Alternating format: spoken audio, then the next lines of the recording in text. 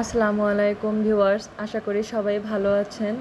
আজকে আমি আপনাদেরকে দেখাবো বাংলাদেশি হোটেল স্টাইলে সুন্দর একটা সবজি রেসিপি, যেটা খেতে খুব মজাদার হয় এবং বাসায় ছোট থেকে বড় সবাই এটা পছন্দ করবে।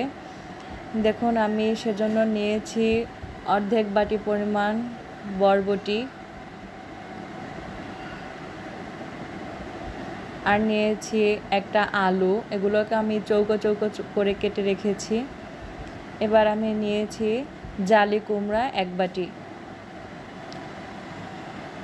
এগুলোকে আমি চৌকো চৌকো করে কেটেছি যাতে দেখতেও সুন্দর লাগে এবং খেতেও খুব ভালো লাগে এবং ওভারকুক না হয়ে যায়। আমি এক বাটি পরিমাণ পেঁপে কেটে রেখেছি। আপনারা এখানে চাইলে অন্য কোনো সবজিও ব্যবহার করতে পারেন। আমি নিয়েছি অর্ধেক বাটি পরিমাণ মিষ্টি কুমড়া, আর নিয়েছি অর্ধেক বাটি গাজর। এবার আমি এটা রান্নায় চলে যাব। আমি এটা প্রেসার কুকারে রান্না করব। আমার কুকারটা গরম হয়েছে। আমি এখানে একে একে সকল সবজিগুলো ঢেলে দেব, তবে মিষ্টি কুমড়াটা পরে দেব, কারণ ওটা ওভারকুক হলে খেতে ভালো লাগে না এবং গলে যায়। আপনারা এই সবজিটা বাসায় অবশ্যই রান্না করার চেষ্টা করবেন, কারণ তাহলে দেখবেন রুটি বা পরোটার সাথে এই সবজিটি খেতে খুবই মজা হয়। এমনকি আপনারা এটা ভাত বা পোলাওয়ের সাথেও এটা সার্ভ করতে পারবেন। এটি বেশি ঝালও হয় না এবং বাসায় দেখবেন সবার এটা পছন্দ হবে। আমি সব সবজিগুলো দিয়ে এখানে এক বাটি পরিমাণ পানি দেব, অর্ধেকটা দিয়েছি এবং আরও অর্ধেক পরিমাণ দিয়ে দেব। এখন দেখুন, সব সবজিগুলো থেকে আস্তে আস্তে করে একটু পানি বের হবে। আর আমি এখানে আদা বাটা দিয়ে দিচ্ছি অর্ধেক চামচ, রসুন বাটা দিয়ে দিচ্ছি অর্ধেক চামচ,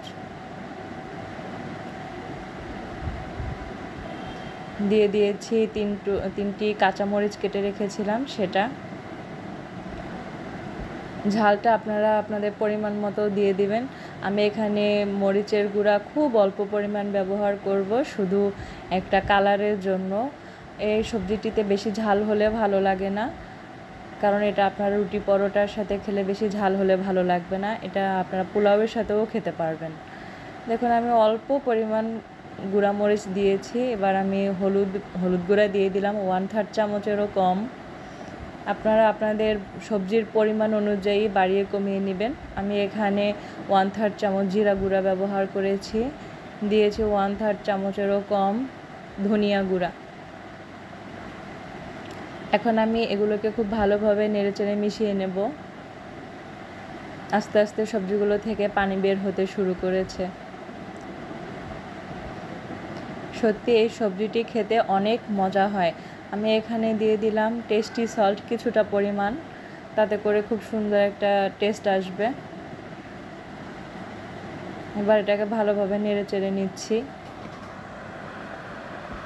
এই সবজিটি দেখবেন বাসায় ছোট থেকে বড় সবারই খুব ভালো লাগবে এবং আপনাকে আবারও করে খাওয়াতে বলবে।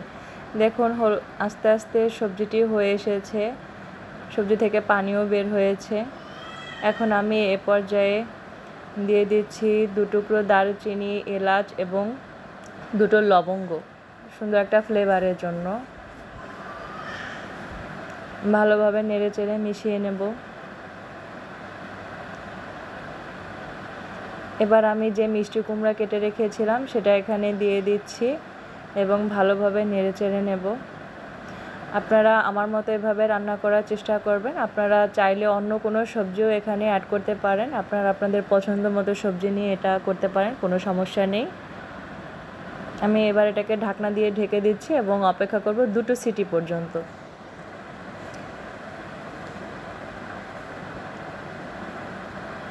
আমার 2টো সিটি দেওয়া হয়ে গিয়েছে। এখন আমি ঢাকনা খুলে নেব, সেজন্য ভাপ সরাচ্ছি। আপনারা 2টোর বেশি সিটি দিবেন না, তাহলে সবজিটা ওভারকুক হলে ভালো লাগে না।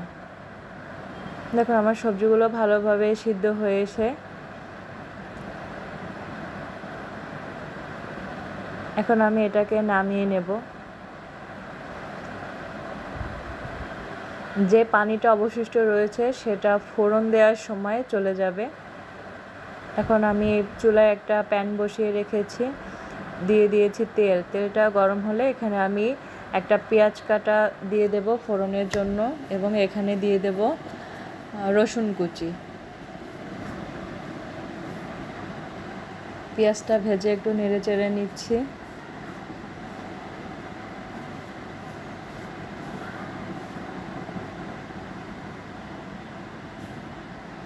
আপনারা চাইলে এখানে পাঁচফোড়নও ব্যবহার করতে পারেন, কিন্তু আমি এখানে পাঁচফোড়ন ব্যবহার করছি না। আমি রসুন দিয়ে দিচ্ছি।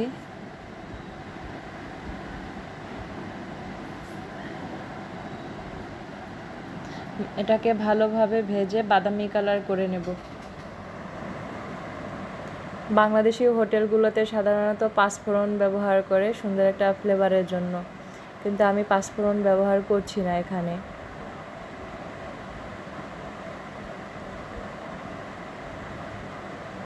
দেখুন আমার পেঁয়াজ রসুনটা বাদামি কালার হয়ে এসেছে।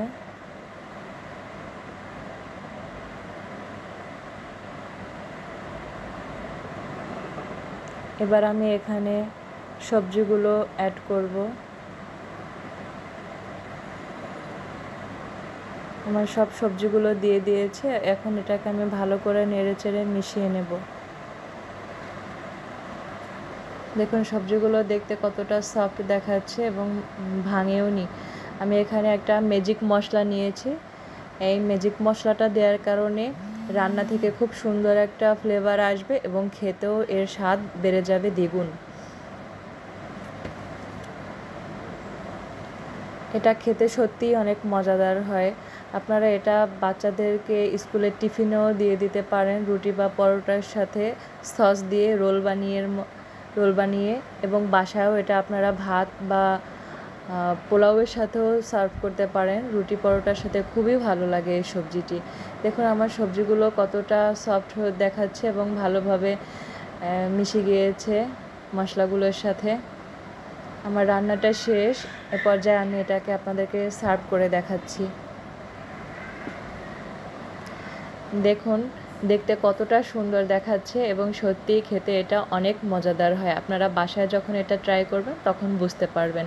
আপনাদের কাছে যদি এটা ভালো লেগে থাকে আপনারা অবশ্যই আমাকে কমেন্টস করে জানাবেন। আমার ভিডিওটি বেশি বেশি করে শেয়ার করে দিবেন এবং সাবস্ক্রাইব করতে ভুলে যাবেন না। আমার রান্নাটি ভালো লাগলে অবশ্যই আপনারা লাইক দিয়ে দিবেন।